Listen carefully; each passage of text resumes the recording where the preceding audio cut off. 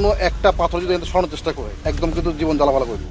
নিয়ম বহির্ভূতভাবে দায়িত্ব গ্রহণের অভিযোগে গত 9 সেপ্টেম্বর সিলেটের খাজানজি বাড়ি ইংরেজি মাধ্যম স্কুলের সিনিয়র শিক্ষক আবেদা হক এবং মোহাম্মদ রোকন উদ্দিনকে বরখাস্ত করেন প্রতিষ্ঠানটির ট্রাস্টি বোর্ডের চেয়ারম্যান এবং সিলেটের নবাগত জেলা প্রশাসক মোহাম্মদ সারোয়ার আলম। এর বিরুদ্ধে গত 11 সেপ্টেম্বর আদালতে মামলা করেন আবেদা হক। মামলার পর সিলেটের সিনিয়র সহকারী জজ আদালত ডিসিকে শোকজ বা কারণ দর্শানোর নোটিশ দেয়, যে নোটিশের পরিপ্রেক্ষিতে সারোয়ার আলম তার প্রতিক্রিয়া জানিয়েছেন।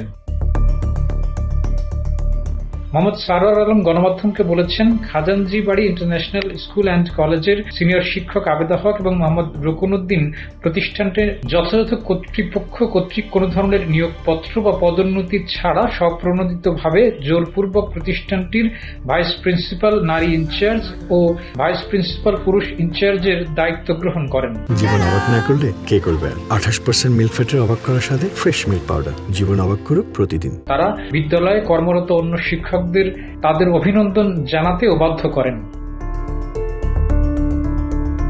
ডিসি আরও জানিয়েছেন, প্রতিষ্ঠানটির নিজস্ব ওয়েবসাইটে পদবি হালনাগাদ করা সহ স্থানীয় দৈনিক পত্রিকায় প্রেস রিলিজেও প্রচার করা হয়। এ ঘটনা স্কুলটির চাকরি বিধি সম্পূর্ণ ভেঙেছে বলে জানানো হয়েছে। সার্ভিস রুলস এবং রেগুলেশনের বিধি লঙ্ঘন করায় ওই 2 জনের বিরুদ্ধে ব্যবস্থা নেওয়া হয় এবং তাদের সাময়িকভাবে চাকরি থেকে বরখাস্ত করা হয়। ডেস্ক রিপোর্ট, জয় দিন।